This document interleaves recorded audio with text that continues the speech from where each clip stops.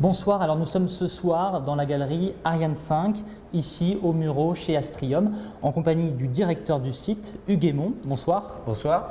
Alors avec vous, on va revenir un petit peu sur l'histoire de ce site qui existait déjà en 1912, ou tout du moins il y avait déjà des prémices, c'est ça? Tout à fait. Donc le site existe depuis 100 ans. Nous avons célébré le centenaire il y a maintenant quelques mois, puisque c'était en septembre 2012. Et nous avons eu l'occasion d'inviter les familles sur le site, à faire une opération à peu près, on a reçu 3 500 personnes, y compris nos élus locaux, puisqu'il faut qu'on fasse voir également nos produits. Et donc le site existe effectivement sur le site des Mureaux en raison de la ligne droite qui existe au niveau de la Seine, de par la proximité de Paris. Et il y avait les premiers essais sur les hydroplanes, qui étaient les hydravions de l'époque. Et les premières constructions aéronautiques ont eu lieu justement aux Mureaux sur le site même. Ensuite, le site a évolué vers des constructions aéronautiques de plus en plus importantes, et à partir des années 1970, sur des fabrications, ce qu'on appelait DSBS, des systèmes balistiques et spatiaux, pour évoluer sur le spatial proprement dit, tel que c'est au jour d'aujourd'hui. Et vraiment la phase de développement du site, donc c'est les années 60, quelle année? Alors, on peut dire que le site a évolué au fil des années, et puis on est actuellement également dans une phase où le site est en train de se renouveler, de se moderniser, pour prévoir les programmes de demain, parce qu'il faut savoir que lorsque nous travaillons sur du long terme, et dès lors où nous préparons un programme aujourd'hui, on va mettre à peu près 10 années, notamment sur un lanceur, pour le développer, et on va l'exploiter pendant 20 à 30 ans. Donc vous voyez, on travaille sur les 40 années à venir pour des lanceurs de nouvelle génération. Donc on est obligé d'anticiper énormément. Donc c'est ça, une de vos principales activités, c'est la construction de l'assemblage de lanceurs, le programme, notamment le programme Ariane. Tout à fait. Donc en quoi il consiste? Qu'est-ce que vous assemblez ici en fait? Alors on a développé le programme déjà, c'est-à-dire qu'on est architecte et on est ce qu'on appelle prime contracteur, on est responsable de réalisation du lanceur dans sa totalité, et nous livrons le lanceur à notre client qui est Ariane Espace, la société commerciale qui se charge de mettre à disposition le lanceur pour la mise à poste des satellites. Donc sur le site des Mureaux en particulier, donc nous avons développé le lanceur et nous réalisons les tâches principales. Nous assemblons des différents éléments venant d'un certain nombre de pays d'Europe, et les tâches principales du lanceur, une fois réalisées, est mis en conteneur. Ces gros conteneurs que vous avez vus sur le parking avant de rentrer dans le bâtiment, et bien partent par la Seine jusqu'au Havre et ensuite jusqu'à Kourou, où il est assemblé avec les deux propulseurs d'appoint. Et également, on y met la charge utile, les lanceurs, enfin le satellite ou les satellites, puisque Ariane 5 permet de mettre à poste 2 satellites jusqu'à 10 tonnes aujourd'hui. Alors j'imagine qu'il y a toute une palette de métiers pour pouvoir concevoir ce type de technologie. Quels sont les corps de métier qu'on retrouve ici? Alors, vous allez retrouver une palette de métiers très large. Bon, nous avons un certain nombre d'ingénieurs, puisqu'on parlait de développement, donc c'est à peu près les 3/4 de notre population. Et nous avons aussi des techniciens et des ouvriers spécialisés, puisqu'on peut dire que sur le site des Mureaux, on part de la tôle jusqu'à la réalisation de l'étage principal. Donc on a bien sûr des agents de fabrication très spécialisés qui travaillent sur les moyens d'usinage, jusqu'aux contrôleurs, jusqu'aux intégrateurs, et également des ingénieurs qui vont assurer la phase de développement du programme de vol qui sera livré ensuite pour assurer la mise à poste. Alors actuellement c'est le programme Ariane 5 et vous vous apprêtez peut-être à lancer dans plusieurs mois, plusieurs années le programme Ariane 6? Le programme Ariane 6 a été décidé lors de la dernière ministérielle de l'Agence spatiale européenne en novembre dernier. Il sera confirmé, du moins nous attendons sa confirmation lors de la prochaine de novembre 2014. Et effectivement, c'est le futur lanceur sur lequel Astrium aura une contribution, on va dire probablement, mais nous en sommes quasiment persuadés, du moins nous espérons. Et ce fera en sorte qu'on assure la pérennité des lancements au niveau de l'Europe pour les décennies à venir. Et avec des coûts moindres dans la mesure où effectivement il nous faut assurer notre positionnement vis-à-vis de la concurrence qui est de plus en plus, je dirais, présente sur le plan économique. Alors les lanceurs, ce n'est pas votre seule activité, vous avez d'autres activités, c'est ça, qui sont moins importantes, mais tout de même? Alors nous travaillons également sur la dissuasion, ça fait partie de nos activités, ce qu'on appelle les lanceurs militaires, puisque quand on parle de dissuasion, on peut associer un missile à un lanceur, qui sont dans le même type d'environnement. Et également sur les infrastructures orbitales, nous avons également développé le module ATV, l'Automatic Transfer Vehicle.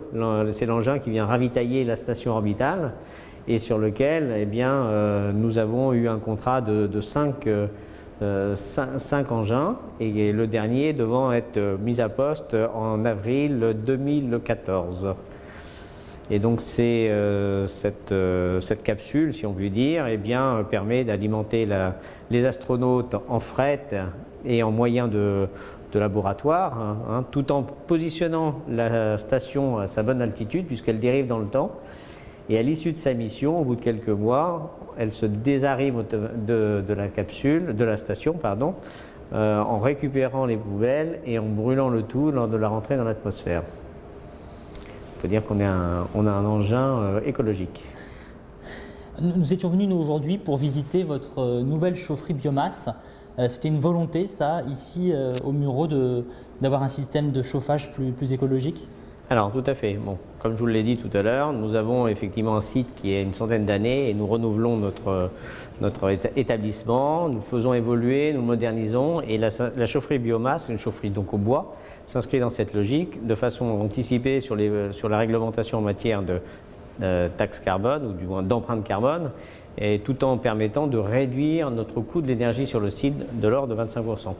Donc c'est la raison pour laquelle, à travers ce choix de chaufferie bois, nous avons opté pour cette énergie, et ceci vous sera expliqué par notre ingénieur Paulo de Souza.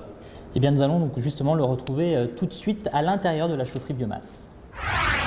Nous sommes en compagnie de Paulo de Souza. Vous êtes le responsable énergie à Astrium, ici au Mureau.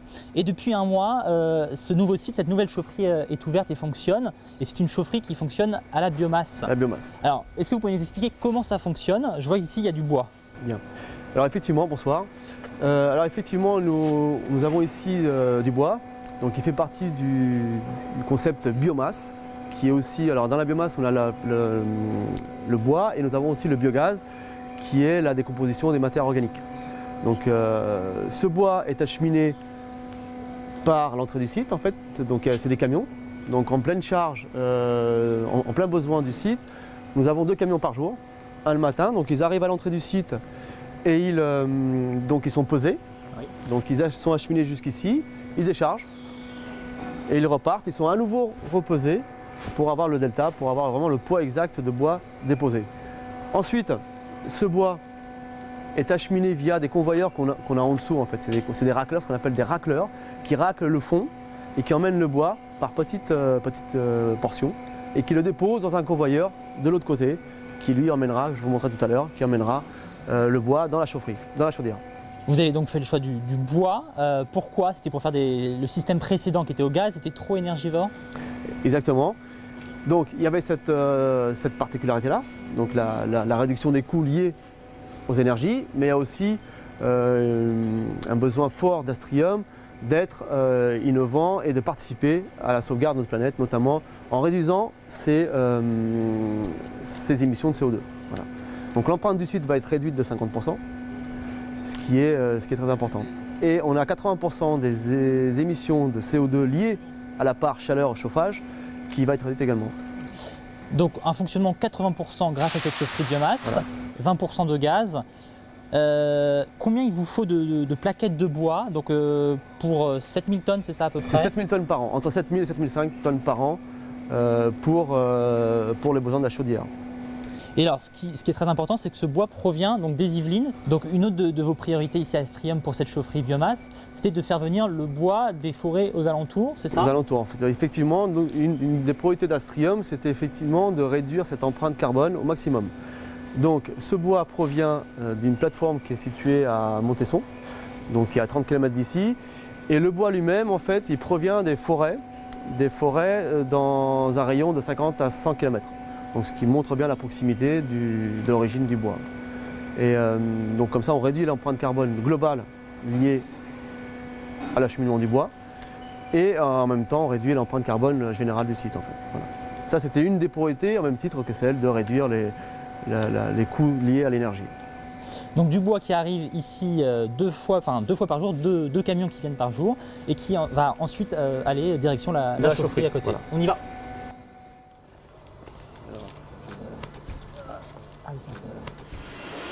Voilà, nous sommes à présent maintenant dans la chaufferie bois, après les silos qui se trouvaient juste à côté. Et il y a beaucoup de bruit, donc on a dû changer de micro.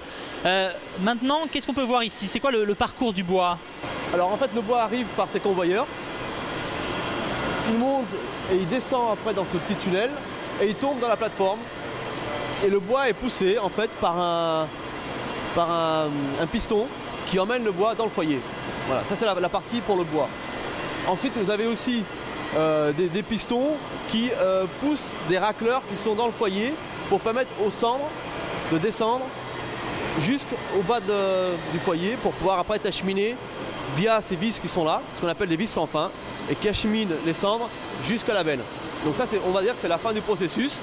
On a le bois, il est acheminé, il est brûlé et il est évacué par des cendres dans la benne qui, elle, va être valorisée plus tard pour faire du compost. Voilà. Alors, je crois que c'est une chaufferie particulière, en fait c'est un modèle, c'est ça, des pays du Nord? C'est un modèle qui vient des pays nordiques, c'est-à-dire du Danemark plus précisément, où ils ont une expérience de 30 à 40 ans d'avance sur nous. Et en fait c'est un système qui fonctionne, qui est très performant, qui a en fait la chaufferie est associée à des systèmes type des systèmes centrales hydrauliques, centrales d'air comprimé. Donc la centrale hydraulique c'est pour les pistons.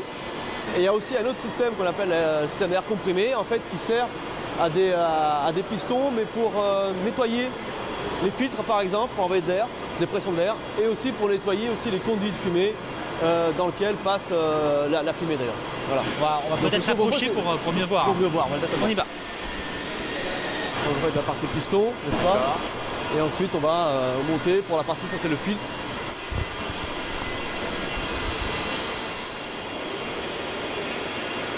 Voilà, alors maintenant nous sommes à côté de pistons qui envoient de l'air comprimé. C'est quoi l'objectif? Alors l'objectif de ce côté-ci, du côté du foyer, en fait, c'est d'envoyer de l'air dans les conduits de fumée pour pouvoir nettoyer ces conduits. D'ailleurs, on entend ce bruit, d'ailleurs, correspond à un envoi d'air. Et d'autre côté, nous avons, en fait, c'est aussi une centrale d'air comprimé qui envoie de l'air, mais pour nettoyer les filtres. En fait. On a des filtres à manche à l'intérieur de ce grand filtre. Et en fait, en envoyant de l'air, ça les secoue un petit peu, ça dépoussière en fait la manche, le filtre à manche. Voilà. Alors, ce qui permet d'avoir un système propre et opérationnel. Bon. Pour qu'on se rende compte bien, ici, cette chaufferie, elle peut fournir du chauffage pour combien de personnes? Alors en fait, cette chaufferie, l'ensemble de la chaufferie peut permettre d'alimenter une ville comme Meulan, par exemple, 9000 habitants. Donc on a la capacité de fournir en eau chaude une ville de Meulan, la ville de Meulan par exemple. Alors vous escomptez bien évidemment faire des économies. Oui. Combien vous a coûté à peu près la machine et puis les installations, et puis vous allez les rentabiliser en combien de temps? Alors en fait, l'ensemble de la chaufferie a eu un coût total de 3 millions d'euros.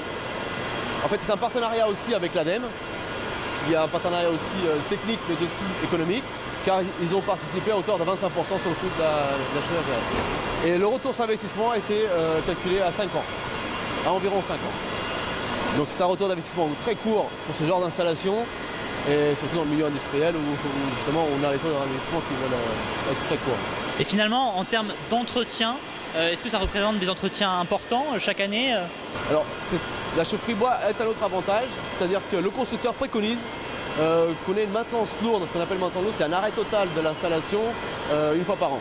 C'est-à-dire que l'été, par exemple, on va l'arrêter et on va faire une maintenance vraiment complète sur l'ensemble de la chaudière. Chaudière et filtre, parce que quand on dit chaudière, c'est l'ensemble du package. Merci Paulo de Souza, merci pour toutes ces explications. Merci à vous d'être intéressé au site Comastrium. Et à présent, vous allez retrouver la suite de votre grand angle.